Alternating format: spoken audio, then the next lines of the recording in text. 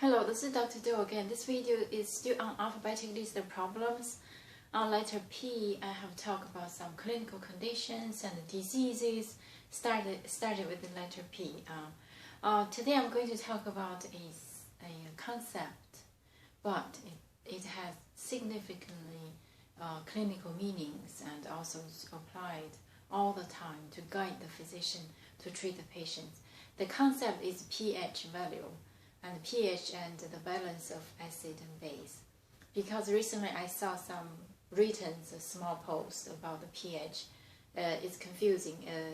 The concept, a lot of people think the higher the pH, the more acidic. Actually, as a matter of fact, it's opposite. So I think probably it's worth a couple minutes to explain what this pH means and to help you. Actually, this pH not only apply to the medical field, sometimes about daily life. So let me just, since this is educational, medical, serving the medical purpose, so let me just bring up the emergency situation associated with this abnormal pH and disturbance of acid-base balance.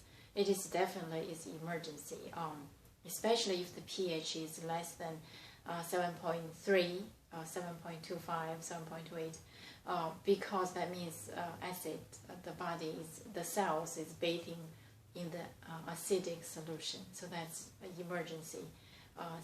Usually this occurred in hospital settings. It's not, as a patient, if you're at home, you do not know the pH unless you're expert, but there's still no way to test the blood pH unless do the special test. So this is referring to the hospital settings. Just give you some idea. Sometimes you're probably confused. I feel okay, but why is emergency? The physicians are alert around me and to discuss with me because of the blood test. The pH is low. Sometimes it's the case. Let me talk about the emergency situation. It's really not in the home setting, but I just brought you. Sometimes in hospital you might be confused. Why suddenly you feel okay, suddenly the physician, they rush to you because of this pH change. So the normal pH is the measurement of the acid and the base. There's a range, okay. The normal neutral condition is 7.4 or 7.35. That's for body physiologically. The calculation of this pH is because it is a negative logarithm of the concentration of hydrogen. So in another word, if the hydrogen concentration is high, the pH is low. So this is the opposite direction. So I saw recently there's a saying, a reading somewhere posted said the pH is so high, which means it's so acidic.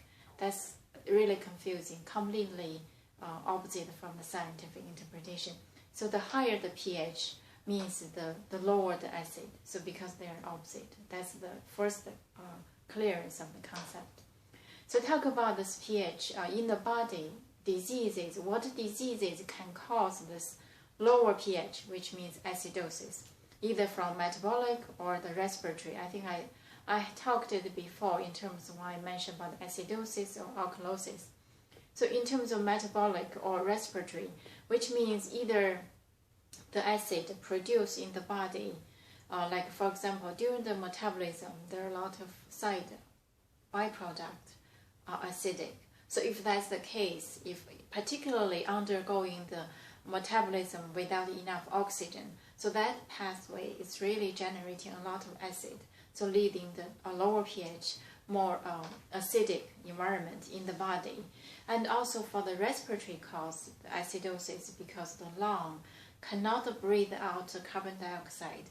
Those carbon dioxide in the body will turn into the hydrogen ion through the chemical reaction actually to generate this iron concentration, so then make the body fluid acidic. But just the respiratory acidosis or metabolic acidosis, these are just in terms of the cause of the concept.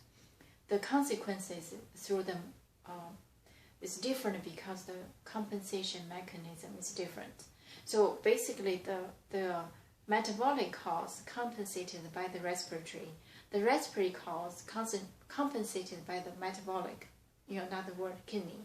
So this is the, having said that, the major organ to regulate, to balance the acid base in the body is the kidney and the lung through the endocrine mechanism, through the hormones. So this is, sounds so easy. This is so inorganic concept, pH, hydrogen concentration, but when applied to the body, individual organism, it's quite complicated. A lot of hormones, a lot of chemicals, and organs like lung and also the kidney is involved.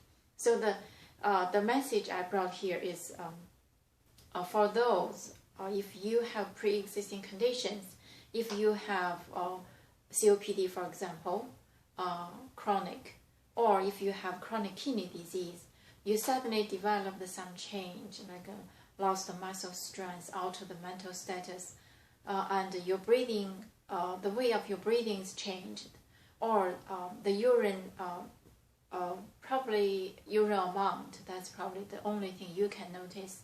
If that's the case, you probably need to call your physician, even though it's not an emergency.